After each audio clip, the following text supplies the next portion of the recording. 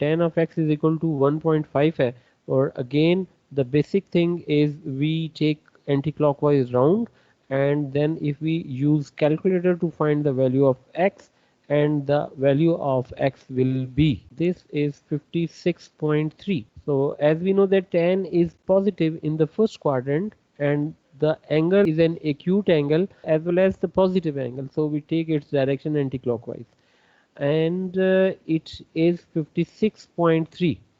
Now we'll think in which other quadrant tan is positive. So we take a line in the third quadrant, and now we show the basic angle in third quadrant.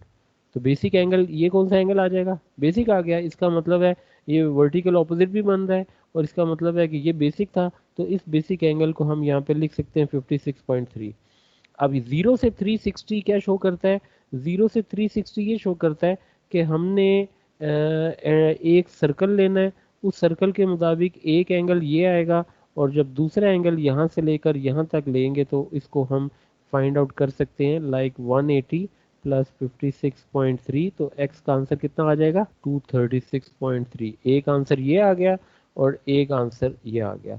अच्छा, इसी तरीके से अब tan का negative part लें तो tan of x is equal to f part है, तो f पार्ट में this is tan of x is equal to -2 and x is equal to tan inverse of -2। Calculator का आंसर बोले -63.4, and in which quadrant this angle में lie, ये angle -63.4 कहाँ आएगा, ये फोर्थ में आएगा। वजह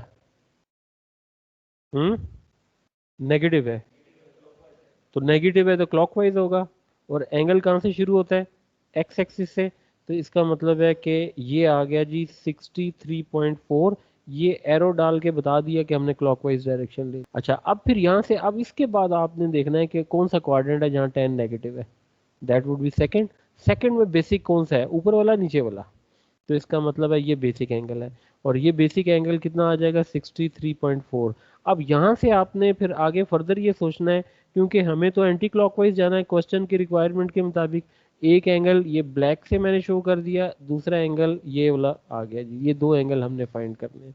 तो इसका मतलब है कि one angle would be 180 minus 63.4, 116.6, और दूसरा आ जाएगा 360 माइनस 63.4, 296.6। ये आंसर आ गए इसके।